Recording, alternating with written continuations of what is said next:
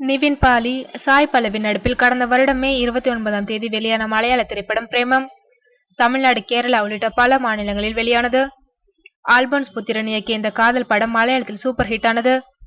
மலையாள மொழியிலேயே இப்படம் தமிழகத்திலும் வெளியானது. மலையாள ரசிகர்கள் மட்டுமின்றி தமிழ் ரசிகர்களையும் இந்த படம் ஏகத்திற்கும் கவர்ந்துவிட்டது. குறிப்பாக இளம் பெண்கள், கல்லூரி மாணவர்கள் மாய்ந்து மாய்ந்து பார்த்து சமூக வலைதளங்களில் இப்படத்தை கொண்டாடினர். சென்னையில் தொடர்ந்து 230 நாட்களாக ஓடிய இப்படம் பொங்கல் தினத்தன்று வெளியான புதிய தமிழ் படங்களுக்காக தூக்கப்பட்டது.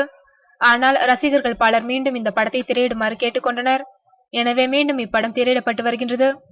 இந்நிலையில் பிரேமம் படத்தை சமீபத்தில் பார்த்த இயக்குனர் சங்கர், உயிரோட்டமுள்ள யதார்த்தமான படம் இது. பிரேமம் படக்குழுவினருக்கும் இயக்குனர் ஆல்போன்ஸ் புத்திரனுக்கும் என்னுடைய வாழ்த்துக்கள் என்று வாழ்த்துக்களை தெரிவித்துள்ளார்.